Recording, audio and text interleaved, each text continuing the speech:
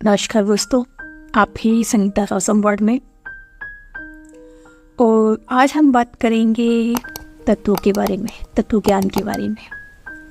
तत्व ज्ञान जो न केवल हमारी संसार की समझ को बढ़ाता है, बल्कि हमें अपनी आत्मा के ज्ञान, आत्मिक ज्ञान से ही परिचय कराता है। ये जानने में मदद करता है कि हम क्या हैं, एक्चुअल में हमारा वजूद क्या है, हमारा अस्तित्व क्या है, हम इस धरती पे क्यों हैं, हमारा उद्देश्य क्या है। मुझे जिस तरह से जो भी इंफॉर्मेशन मिलती है और जिसको मैं अनुसरण करती हूँ और अपनी लाइफ में परिवर्तन देखती हूँ, तो उसमें से एक तत्व ज्ञान भी है। तत्व ज्ञान को जानना और उसका अनुसरण करने से बहुत इफेक्ट होता है हमारी लाइफ में। तो चलिए हम चलते ही इस ज्ञान की गहरी यात्रा में और जानते ही किस तरह ये हमारे जीवन को परिवर्तित कर सकती है। तो जो मनुष्य इन 5 तत्वों को समझकर उसका सम्मान करेगा वो दीर्घायु होगा। तो ये 5 तत्व क्या है? जैसे हमने सुना है कि हमारा शरीर ये पंच तत्वों से बना हुआ है। वो है आकाश, वायु, अग्नि, जल और पृथ्वी। तो ये 5 तत्व है। हमारा शरीर पंचभूत तत्व से बना है। अगर इन 5 तत्वों में से एक भी तत्व इम्बैलेंस होता है तो या फिर एक भी तत्व नहीं रहेगा हमारे शरीर में, तो हम भी नहीं रहेंगे। तो ये 5 तत्व जैसे हमारे शरीर में भी रहते हैं और जो हमारे हाथ है वो उसकी उंगलियां इन 5 तत्वों को रिप्रेजेंट भी करती है। और वही तत्व हमारे स्वरों के माध्यम से 5 तत्व हर एक घंटे में स्वर चल रहा हो या सुरेश्वर, ये 5 तत्व बारी बारी से हमारे शरीर में स्वरों के माध्यम से आते रहते हैं। और इन्हीं के वजह से हमारे शरीर में हम जितने भी कार्य करते हैं, उठना, बैठना, सोना, खाना, पीना, या एक उंगली इधर से उधर भी करते ही इन तत्वों से ही होता है।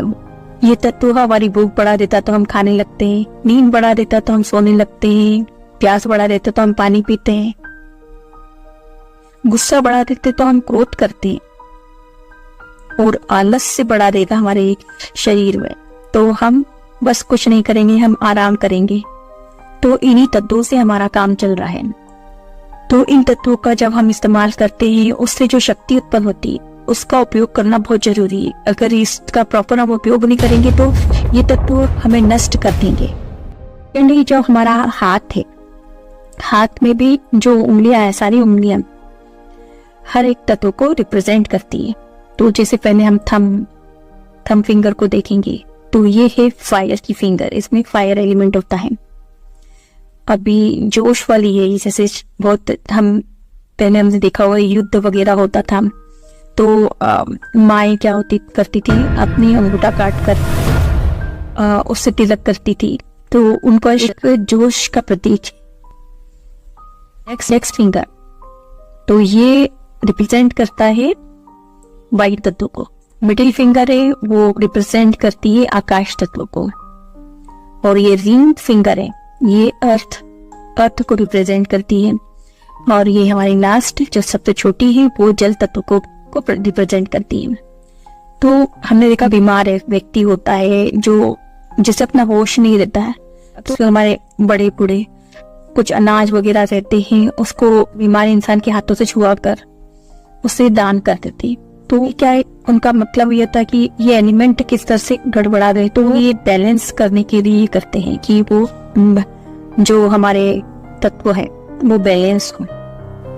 आपको आज का वीडियो अच्छा लगा है तो प्लीज़ इस वीडियो को लाइक कीजिए, लेकिन लाइक करने से पहले आप सब्सक्राइब कीजिए। तो चलिए चलती हूँ, नेक्स्ट वीडियो में मिलती हूँ।